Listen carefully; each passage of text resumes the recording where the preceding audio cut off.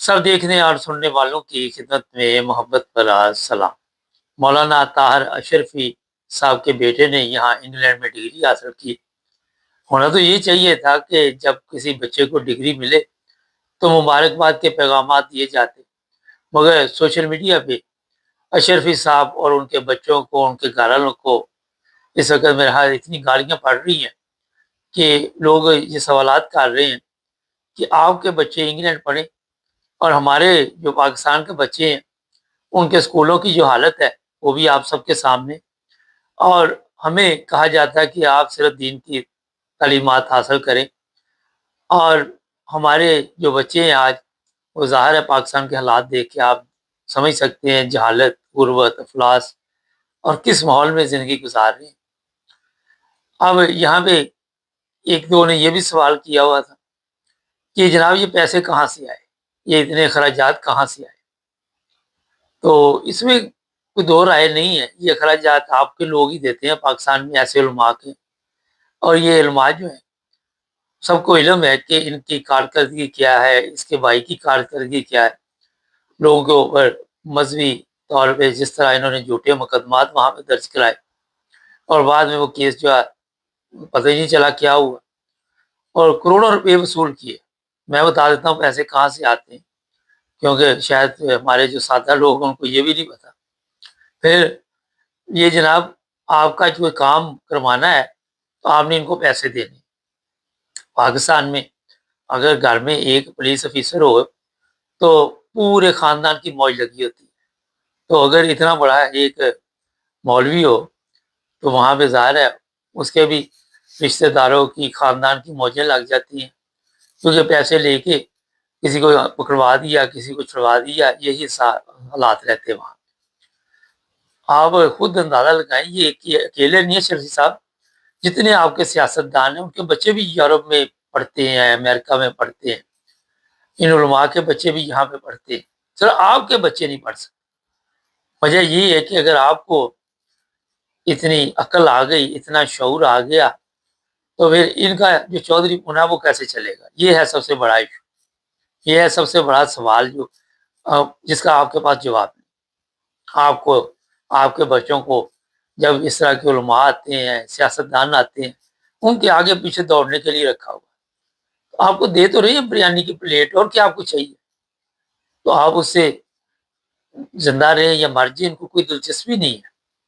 ہاں، ان کے بچوں کو کچھ نہیں ہونا چاہیے، ان کے بچوں کے لیے زبردست خوراک ہونی چاہیے۔ ان علماء کی آپ صحت دیکھیں، ان کا رہن سہن دیکھیں، ان کی پروٹوکول دیکھیں، کتنی گاڑیاں آگے پیچھے، کتنے لوگ ان کی حفاظت کے لیے۔ تو یہ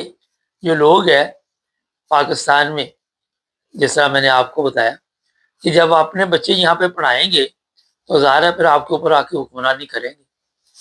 اگر یہ اپنے بچے یہاں پہ نہ پڑھا سکے تو آپ کو جانوروں والی زندگی جو آپ گزار رہے ہیں وہ ظاہر ہے، آپ نے دیکھا پاکستان میں بھیڑ بکریاں، ایک چراوا ہوتا ہے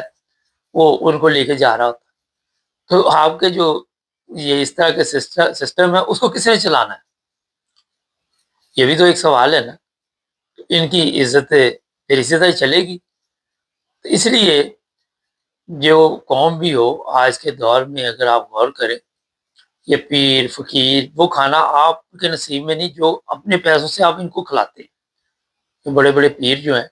ان کو جا کے آپ نذرانے دیتے ہیں، ان کو یہ سمجھتے کہ یہ ہمارے لیے دعا کریں گے، انہوں نے خاک دعا کرنی ہے۔ جو آپ کے پیسوں کے ساتھ اپنا عائش کی زندگی گزار رہے ہیں، وہاں آپ کو عقل نہیں نا، اسی وجہ سے یہ آپ کے بچوں کو نہیں پڑھاتے۔ یہ ہے اصل میں وجہ، کیونکہ یہ ٹھگوں کا ٹولہ ہے، اس میں ہر قسم کے ٹھگ ہیں، جج، پولیس آفیسر، اس کے علاوہ یہ آپ کے تمام جو بھی دفتر شفتر، جو سب اے ٹو زیڈ، یہ سب اسی کام میں لگے ہوئے۔ لوگ بڑی گندی گالیاں دے رہے ہیں، کوئی کہہ رہا ہے ایسے شراب کا ڈرام ہے، کوئی کچھ کہہ رہا ہے، کوئی کچھ کہہ رہا ہے، لیکن ہمیں تو یہ زیب نہیں دیتے الفاظ، ہم تو آپ کو وہ الفاظ بتا رہے ہیں جو لوگ ان کے خلاف استعمال کرتے ہیں۔ آپ ان کو چھوڑے، یہ فضل الرحمان کو دیکھ لیں، اس کی صحت دیکھیں، اس کے بیٹے کی صحت دیکھیں، ساتھ اپنا بچہ کھڑا کر کے اپنی حالت دیکھیں۔ کل میں ایک دیکھ رہا تھا، آپ مختلف تصویریں دیکھتے ہیں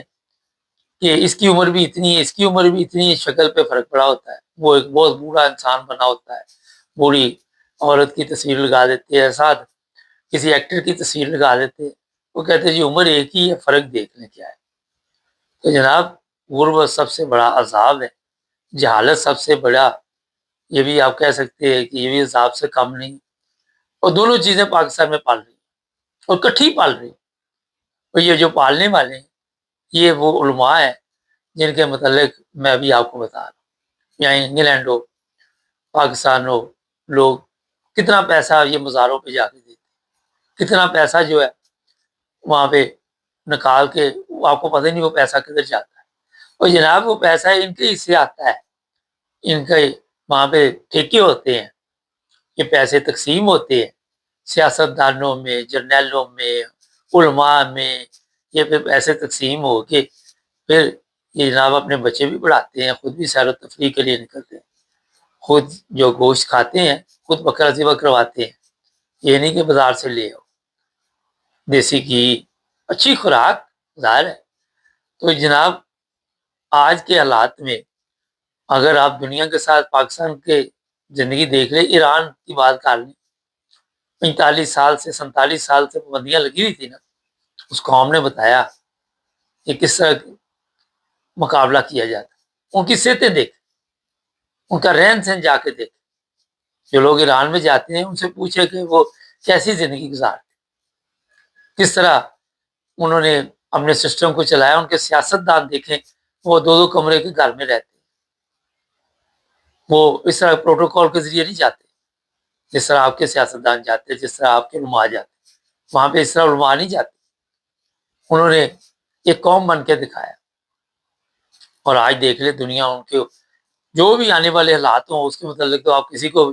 یہ کل کا تو کسی اگلے 1 منٹ کا نہیں پتا، مگر موجودہ حالات میں دنیا نے ان کو مانا ہے کہ یہ ایک عزت دار قوم، ایک عزت دار لوگ، ایماندار لوگ۔ میں ایک دفعہ ایران گیا تھا تو وہ پولیس والا مجھے کہتا ہے کہ، میں نے کہا یار وہ بڑے پیار سے بول رہا تھا پولیس والا، کوئی راستہ میں نے پوچھا تو میں نے کہا یار ہماری تو پولیس اور رشوت، وہ بڑا اس کو ہنسی ہے، ایران کی بات 85۔ تو یہاں پاکستان میں تو آپ کو پتا ہے پولیس والے کے بچے دیکھ لیں، پچھلے دنوں ایک پولیس آفیسر لاہور سے یہاں آیا ہوا تھا ہیمبرگ، میرے دوست کے پاس 2 دن ٹھہرا،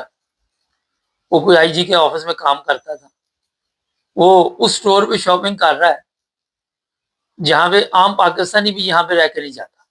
میں سیدھی بات بتا دوں، ایسے مہنگے سٹور سے اس نے اتنی شاپنگ کی، اور جس میرے دوست کے گھر میں ٹھہرا ہوتا وہ بھی پریشان تھا کہ یار یہ بندہ ہے کہ جن ہے، 3-4 بچے لے کے وہ فرانس آیا، فرانس سے یہاں پہ آیا، جرمنی آیا،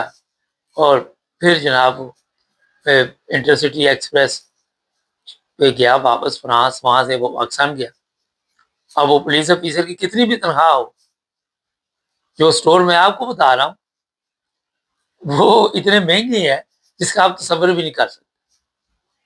تو کہاں سے آتے ہیں پیسے پھر ان لوگ؟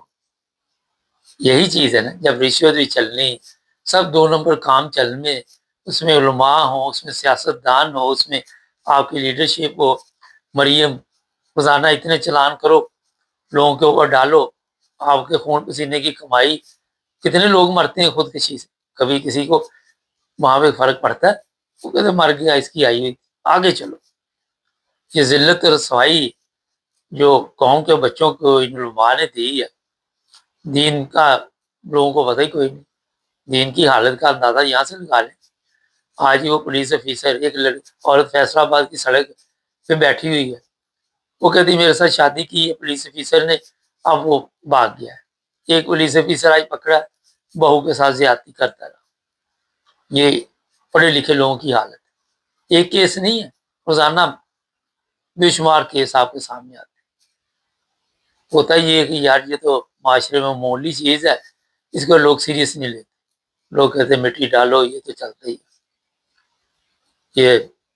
دیکھ لیں آپ، آئے دن کتنے لوگ وہاں پکڑے جاتے، کبھی کسی مولوی کو سزا ہوئی؟ کسی کو آج تک انہوں نے کہا کہ اس نے بچے کے ساتھ زیادتی کی، بچی کے ساتھ زیادتی کی، اس کو سزا دی جائے، کوئی فرق نہیں پڑتا. وہ کہتے ہیں نارمل. کیا ہو گیا؟ ان سیاستدانوں کے منہ کے اوپر یہ خواجہ آصف ہے، کئی دفعہ سیاہی گری، منہ کالا. اس نے کہا مٹی ڈالو، منہ کالا، پروٹوکول مل رہی ہے، بس میری جیسی چل رہی ہے. تو یہ ایک لانتی سسٹم ہے جو پاکستان کو دیا گیا. تو اس میں علماء کی موجیں تو لگنی ہے. جب وہ کہتے ہیں جب تک جہالت زندہ ہے ٹھگ بھوکا نہیں مرتا. یہ ٹھگوں کے جو ٹولے ہیں ان کی پکنک چلتی رہی. چینل کو سبسکرائب کریں.